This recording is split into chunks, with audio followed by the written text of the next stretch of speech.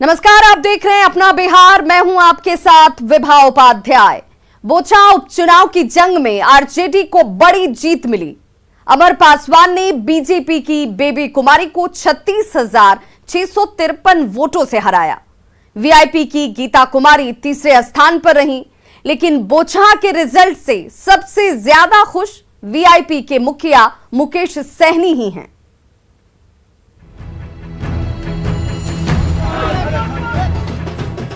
हारने पर जश्न, मात पर मतवाला और डिफीट पर मिठाई की ट्रीट। बोचहां उपचुनाव का रिजल्ट आने के बाद मुकेश सहनी के घर जश्न का माहौल है। क्या हुआ कि बोचहां में वीआईपी प्रत्याशी गीता कुमारी तीसरे नंबर पर रहीं। बीजेपी भी तो हार गई। यही तो मुकेश सहनी चाहते थे कि उन्हें जीत मिले न मिले, बीजेपी हार जाए। इसलिए तो कहते हैं कि जो हार कर भी जीत जाए वही बाजीगर है। निश्चित तौर पे हम भी चाह रहे थे कि चुनाव जीते, लेकिन आप सबको पता है कि हम अकेले अपने दम पर हमने चुनाव लड़ा है और हमारी कई तरह की जीत है। एक तो भाजपा हारे हैं, जो ज़बरदस्ती हमारे सीट पे कब्जा करने के लिए गए वो कहीं ना कहीं सफल नहीं हुआ, उसको हार हुआ। और तो एक ये जीत है। हम हमारे अपने जमानत बचा लिए, वो हमारी जीत है। हम अपने आधार वोट हम ले आए, वो हमारी जीत है। और हम अपने आधार वोट ही नहीं ले आए, आज हमारे पास तकरीबन 18% वोट आया। 30,000 वोट हमारे पास आया, 29,500 और हमारे 18% वोट आया। जबकि हमारा आधार वोट जो है वो तकरीबन हम 12% बोलते हैं, जिसमें से पोलिंग कैपेसिटी 8% का है। 8% की जगह 18% हमने वोट लाया। तो यानी कि वीआईपी पार्टी के जितने भी वोटर है, सिर्फ वोटर नहीं है, वो कार्यकर्ता है। और उन्होंने हर किसी ने एक अपना वोट दिलाने के साथ साथ दूसरे से भी 1-2 वोट लेने का काम किया। इसी के दम पर आज हम 18% वोट अकेले अपने दम पर हम लाए हैं राज्य में। बोचहां विधानसभा उपचुनाव में आरजेडी को बड़ी जीत मिली।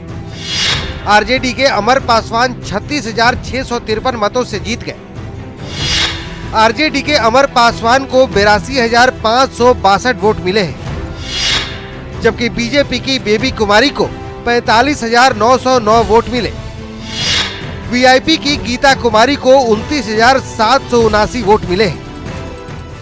इतना बड़ा मैंडेट दिया है तमाम जनता मालिक को, मैं इसके लिए तहे दिल से धन्यवाद देना चाहूँगा। और निरंतर आपके जो भी क्षेत्र की जो दुविधाएं हैं, त्रुटियां हैं, उसके लिए निरंतर आपका बेटा आपके लिए साथ खड़ा रह के काम करेगा। बोचहां का नतीजा बताने के लिए काफी है कि अगर वीआईपी एनडीए का हिस्सा रहती तो एनडीए की हार नहीं होती, क्योंकि वीआईपी प्रत्याशी को करीब 29,000 वोट मिले हैं, जबकि आरजेडी करीब 36,500 वोटों से जीती है। भाजपा ने गलती की थी। भाजपा का एनडीए का सदस्य था मुसाफिर पासवान जी, और जाहिरतन उनके बेटा को उनको टिकट देना चाहिए था, और उन्होंने न दे करके एक नया एक्सपेरिमेंट किया। तो हम लोग पहले से भी समझ रहे थे कि रिजल्ट यही होना था। दरअसल 2020 में बोचहां विधानसभा सीट वीआईपी के खाते में थी। वीआईपी से मुसाफिर पासवान जीते थे। मुसाफिर पासवान की मौत के बाद सीट खाली हुई, लेकिन बीजेपी ने बोचहां में अपना उम्मीदवार उतार दिया। नाराज मुकेश सहनी ने अलग लड़ने का ऐलान कर दिया। हालांकि मुसाफिर पासवान के बेटे अमर पासवान ने आरजेडी ज्वाइन कर ली और आरजेडी के टिकट पर मैदान में उतर गए। नतीजा सबके सामने है। अब बीजेपी इस हार को सहानुभूति लहर बता रही है, जबकि एनडीए की हार पर जेडीयू नेता समीक्षा की बात कह रहे हैं। लेकिन सबसे बड़ा सवाल ये है कि क्या मुकेश सहनी ने बीजेपी को मात दी। न्यूज़ 18 के लिए मुजफ्फरपुर से प्रियांक सौरभ की रिपोर्ट। तो बोचहां विधानसभा उपचुनाव में कांग्रेस के उम्मीदवार तरुण चौधरी को नोटा से भी कम वोट मिले। इसे लेकर कांग्रेस विधानमंडल दल के नेता और भागलपुर विधायक अजीत शर्मा ने पार्टी के प्रदेश नेतृत्व पर सवाल खड़े कर दिए हैं। साथ ही कांग्रेस विधायक पार्टी नेतृत्व पर जमकर बरसे।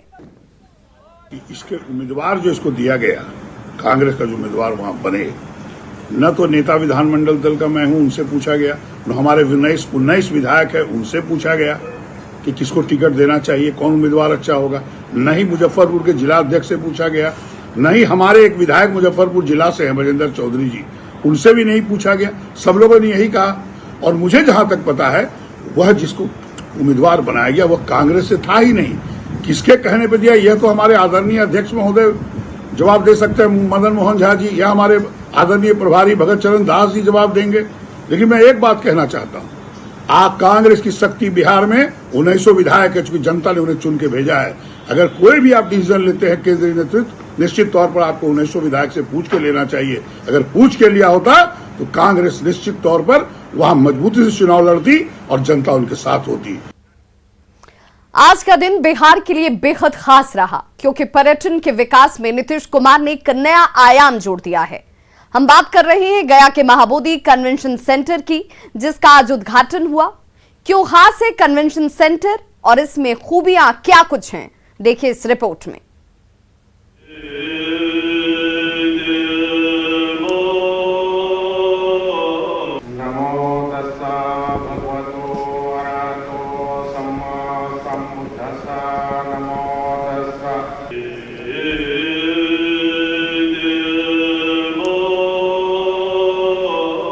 शनिवार को पर्यटन के विकास में एक और आयाम जुड़ गया। 145 करोड़ की लागत से इस भव्य विश्व स्तरीय महाबोधि कन्वेंशन सेंटर का मुख्यमंत्री नीतीश ने उद्घाटन किया। इस सांस्कृतिक केंद्र के निर्माण के पीछे मुख्यमंत्री नीतीश कुमार की सोच है। यहाँ ध्यान दीजिए, बोध गया में आग लग के कितने लोग मीटिंग करेंगे। जब इसके बारे में पूरी बात की जानकारी मिल जाएगी लोगों को, तो कितने लोग अब आएंगे, कितने लोग आएंगे, कैसी मीटिंग होगी। अब सब कुछ बन गया, हमने देख लिया कि हर प्रकार की मीटिंग है। कॉन्फ्रेंस कोई करना चाहेगा, कोई मीटिंग करना चाहेगा, और सब के लिए भोजन का इंतजाम करने का प्रबंध सब कुछ कर दिया गया है कि कोई भी यहाँ पर अपना कार्यक्रम करेगा तो किसी को किसी प्रकार की कठिनाई नहीं होगी। इस कन्वेंशन सेंटर की बनावट और भव्यता देखते ही बन रही है। इसमें 2 अलग अलग ऑडिटोरियम हैं, जिसमें 2000 लोगों के बैठने की क्षमता है। यहाँ का ऑडियो वीडियो लाइटिंग की व्यवस्था बेजोड़ तरीके से बनाई गई है। इसके अंदर बने ऑडिटोरियम में 500 लोग एक साथ बैठकर कार्यक्रम में भाग ले सकते हैं। इसके अलावा यहाँ 3 बड़े बहुउद्देशीय हॉल हैं। 4 बड़े हॉल अलग से बनाए गए हैं। गया एयरपोर्ट से इस सांस्कृतिक केंद्र की दूरी लगभग 10 किलोमीटर है। अंतरराष्ट्रीय और राष्ट्रीय स्तर के कॉन्फ्रेंस आयोजित किए जा सकते हैं। अलग अलग देशों के बड़े आयोजनों को इस केंद्र में किया जा सकता है। बोध गया में एक अंतर्राष्ट्रीय स्तर का कन्वेंशन सेंटर बना और इस वक्त हम आपको तस्वीर दिखा रहे हैं। बिल्कुल भव्य और शायद बिहार का सबसे बड़ा कन्वेंशन सेंटर में से भी एक माना जाता है, क्योंकि ये अंतर्राष्ट्रीय पर्यटक स्थल है और यहाँ पे देश और विदेश के लोग आते हैं, तो उनके लिए एक बड़ा कन्वेंशन सेंटर इसी सोच के तैयार किया गया था। जाहिर तौर पर इस कन्वेंशन सेंटर से बिहार के पर्यटन को बढ़ावा मिलेगा और बिहार के विकास की गति तेज होगी। गया से न्यूज़ 18 के लिए आनंद अमृतराज की रिपोर्ट। तो बोध गया के बाद मुख्यमंत्री नीतीश कुमार ने समस्तीपुर के रामपुर महेशपुर का भी दौरा किया और बख्तियारपुर ताजपुर निर्माणाधीन पुल की समीक्षा की। सीएम की बैठक में डीएम के साथ ही पथ निर्माण विभाग के सभी अधिकारी भी मौजूद रहे। इस बैठक में सीएम ने 2024 तक इस काम को पूरा करने का लक्ष्य दिया है। इसके साथ ही बाकी काम को लेकर भी मुख्यमंत्री ने अधिकारियों को कई महत्वपूर्ण दिशा निर्देश दिए।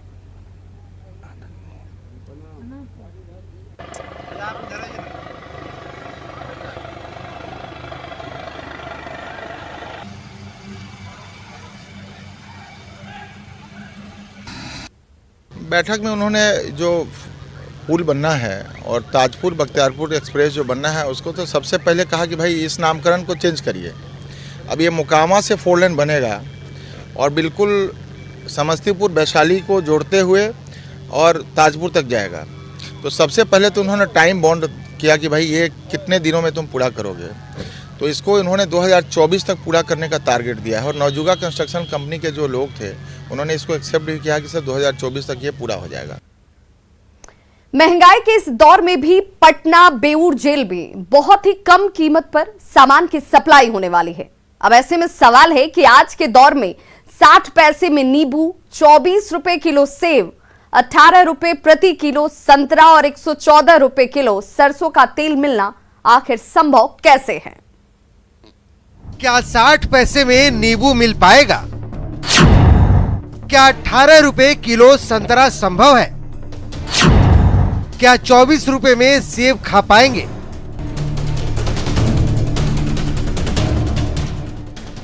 सुनकर हैरान हो गए परेशान हो गए।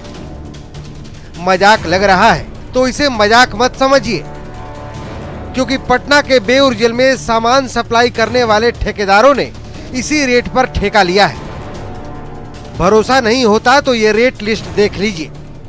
नींबू जिसका बाजार मूल्य 3 रुपए है, लेकिन बेउर जेल में 60 पैसे प्रति पीस मिलेगा। सेब बाजार में 140 से 170 रुपए मिल रहा है, लेकिन बेउर जेल में 24 रुपए प्रति किलो मिलेगा। चीनिया केला बाजार में 30 रुपए है, लेकिन बेउर जेल में 7 रुपए 70 पैसे प्रति दर्जन मिलेगा। बाजार में संतरा 60 रुपए किलो है, लेकिन बेउर जेल में इसकी कीमत 18 रुपए प्रति किलो है। अमरूद की कीमत 60 रुपए बाजार में है, लेकिन बेउर जेल में ये 13.5 रुपए प्रति किलो मिलेगा। भिंडी 40 रुपए है बाजार में, लेकिन बेउर जेल में 9 रुपए 90 पैसे प्रति किलो मिलेगा। दही 60 रुपए है बाजार में, लेकिन बेउर जेल में 12 रुपए प्रति किलो मिलेगा।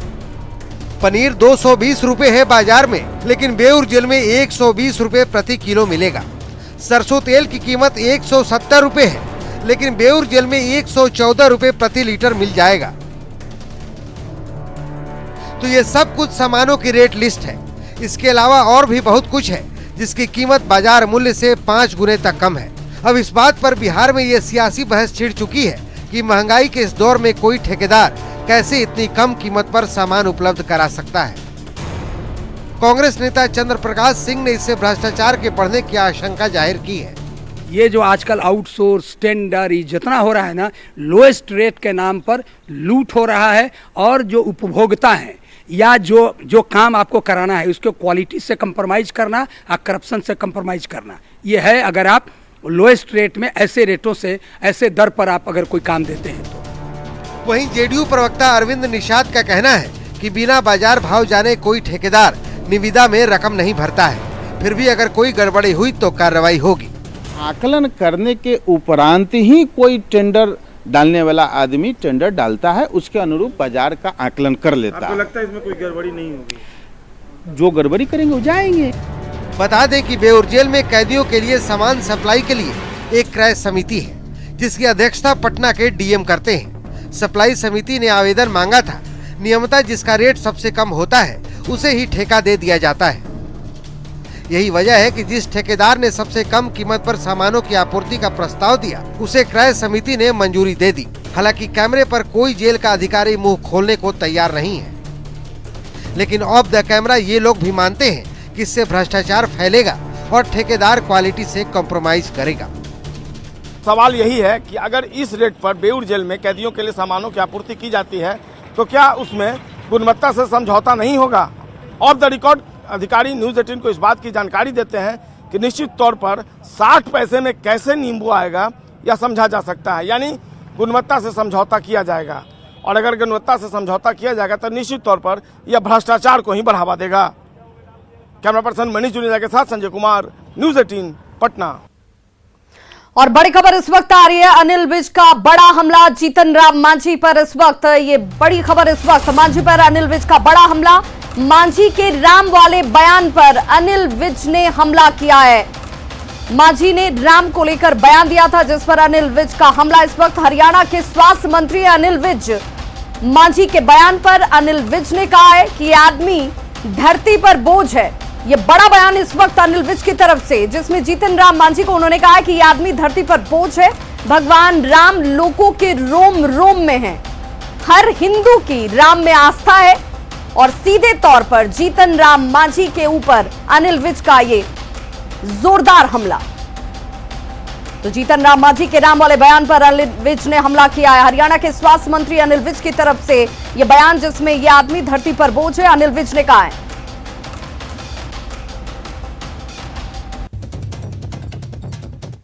धरती के ऊपर एक बोझ है। भगवान राम लोगों के रोम रोम में समाये हुए हैं और सारे देश में जो मेजॉरिटी जिसमें हिंदुओं की है, उनकी सब में राम में आस्था है। अब ऐसे में इस प्रकार की बात करना ये बहुत गैर जिम्मेदाराना बात।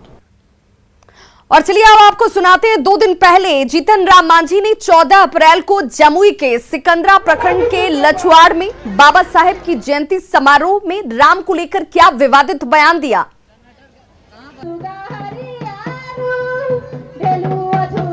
हम तुलसीदास जी को मानते हैं, वाल्मीकि जी को मानते हैं, लेकिन राम को हम नहीं मानते। लेकिन अगर आप कहते हैं कि हम राम को मानते हैं तो यहाँ पर दोनों बातें नहीं है। आप कहते हैं कि राम को नहीं मानते हैं तो राम को मानते हैं तो राम को हमारे माँ सबरी जिसको हम कहते हैं, हम वो देखा नहीं खाली कहानी है। जिसकी माँ सबरी है तो उनका जूठा खाए थे। आज हमारा छुआ हुआ तो खाइए आप, लेकिन आज हमारा छुआ हुआ नहीं खा सकते हैं। यही जीना है, यही राम की बात करते हैं यार। तो हमारा कहना है अपना हित में बड़े लोग हम लोगों को बांट दिया है, शासन कर रहे हैं। और हम प्रवक्ता दानिश रिजवान हमारे साथ इस वक्त फोन लाइन पर जुड़ चुके हैं। दानिश, जिस तरीके से जीतन राम मांझी की तरफ से बयान दिया गया था, वो बयान आपने भी सुना होगा, आपने भी देखा और समझा होगा। इस वक्त बड़ा बयान अनिल विज की तरफ से, उन्होंने कहा है कि ये आदमी धरती पर बोझ है। देखिए, अनिल विज एक मानसिक तौर पे विकसित व्यक्ति है। पता नहीं किन कारणों से अभी तक उनको मंत्रिमंडल में बैठा के रखा गया है। जब पूरा देश कोरोना त्रासदी से ग्रसित हो गया था तो उस वक्त भी ये बंदरों टाइप में कुछ अनाप शनाप पकते रहते थे, और आज भी बोला है धरती पे बोझ है। अगर उनको लगता है कि धरती पर जीतन राम मांझी जी बोझ है तो फिर बिहार के भारतीय जनता पार्टी नेतृत्व से कहे कि उनको वहां से हटा दें। इसमें सीधी सीधी बात है, एक तरफ हमारे लोगों के साथ समर्थन के साथ वो सत्ता में है और दूसरी तरफ ये कहते हैं कि धरती पर बोझ है। अनिल विज टाइप लोग सामाजिक बोझ और सामाजिक कोड़ है। जब पूरा देश परेशान था तो कोरोना में एक से एक एक्सपेरिमेंट कर रहे थे, और जब खुद कोविड हो गया था तो उस वक्त फिर अनाप शनाप बकवास कर रहे थे। तो ऐसे बयानबाजी को हम लोग कोई तवज्जो नहीं देते। लेकिन भगवान राम के अस्तित्व पर सवाल उठाना क्या जायज लगता है? आपको कह रहा हूँ कि जीतन राम मांझी जी ने जो पूरी बातें कही थी, उन्होंने ये कहा था कि मैंने पहले ऐसा बयान दिया को लेकर के हंगामा हुआ। उन्होंने ये भी कहा कि माता सबरी का बैर भी खाया था श्री राम ने, हालांकि ये तो उन्होंने नहीं कहा। तो अगर उन्होंने पुराने बयान का जिक्र किया था तो उसको कहीं से तूल देना आवश्यक नहीं है। हमें नहीं लगता है कि उसको तूल देना चाहिए, लेकिन जिस तरीके से अनिल विज साहब ने बयानों को देने से पहले भी तो विचार होना चाहिए। कहते हैं कि शब्दों के बाण जब एक बार छूट जाते हैं तो वापस नहीं होते हैं, तो इसे देने से पहले विचार होना चाहिए। ये ऐसा नहीं लगता है कि हम एक तरीके से प्रोवोक करने वाली राजनीति करते हैं कि पहले कोई स्टेटमेंट ऐसे दे दे जिससे विवाद खड़ा हो जाए और उसके बाद विवाद में वाद प्रतिवाद होता रहे, प्रत्युत्तर दिया जाता रहे? देखिए, मुझे ऐसा लगता है कि पूर्व में जो उन्होंने बयान दिया था, जब उन्होंने उसका जिक्र किया है तो उसको ये बिना मतलब का ये तूल देना कहीं से सही नहीं होगा। चलिए, हमारे साथ प्रेम रंजन पटेल जी भी जुड़ चुके हैं। प्रेम रंजन पटेल जी, दानिश रिजवान कह रहे हैं कि अनिल विज ने जो इस वक्त प्रत्यारोप भी लगाए हैं, आरोप भी लगाए हैं, और बड़ा हमला जब उनकी तरफ से किया जा रहा है जिसमें उन्होंने कहा है कि जीतन राम मांझी धरती पर बोझ हैं, ये सिर्फ और सिर्फ तूल देने वाली राजनीति है जिसका कोई अर्थ नहीं है, कोई आशय नहीं है। देखिए, सबसे पहले तो भगवान राम के अस्तित्व पर ही सवाल उठाया गया है। भगवान राम हमारे संस्कृति के द्योतक हैं। सनातन हिंदू धर्म में कोई भी व्यक्ति जो भी है वो भगवान राम को मानता है, वो समझता है कि भगवान राम मर्यादा पुरुषोत्तम है, और उनके लिए जो रचित हमारी धर्म ग्रंथ है रामायण घर घर में होता है, सब लोग पूजा करते हैं, भगवान राम की भी पूजा करते हैं, मानते हैं कि हमारे जो ऐसे पूर्वज हैं भगवान राम, और इसे यह अगर देश है तो हमारे पूर्वजों के बल पर है, हमारे संस्कृति उन्हीं के बलबूते पर है। तो निश्चित तौर पे जो है और भगवान राम के अस्तित्व कोई जो है नकार नहीं सकता है। जब नासा तक ने कहा कि भगवान राम है और भगवान राम का अस्तित्व है, भगवान राम का जन्म हिंदुस्तान में हुआ है, उनके द्वारा बनाए गए राम सेतु जो समुद्र में है वो है, और केवल भारत ही नहीं दुनिया के कई सारे देश, इंडोनेशिया जैसा देश जो मुस्लिम कंट्री है वहां भी भगवान राम की पूजा होती है, रामलीला का मंचन होता है। वहां के लोग कहते हैं कि पूर्वज हमारे राम, भगवान राम पूर्वज थे। जो मुस्लिम है वह भी जो ऐसे कह रहा है, तो फिर भगवान राम को लेकिन जीतन राम मांझी इस बात को समझ नहीं पा रहे या फिर विवादों के साथ उन्होंने अपना नाता गहरा कर लिया है। बहुत बहुत शुक्रिया प्रेम रंजन पटेल जी हमारे साथ जुड़ने के लिए, और दानिश रिजवान आपका भी बहुत शुक्रिया। तो देखिए इस वक्त जीतन राम मांझी के उस बयान पर बड़ा हमला बयानों के जरिए ही हरियाणा के स्वास्थ्य मंत्री अनिल विज की तरफ से, जिसमें उन्होंने जीतन राम मांझी को लेकर यह बड़ा बयान दिया। तो खबरों का सिलसिला लगातार जारी है, आप देखते रहिए न्यूज़ 18 बिहार झारखंड। बोचहां उपचुनाव के नतीजे के मायने समझिए। क्या मुकेश सहनी ने दी बीजेपी को मात? बेउर जेल का सस्ता खेल समझिए। खबर तो समझिए रात 8:56 पर।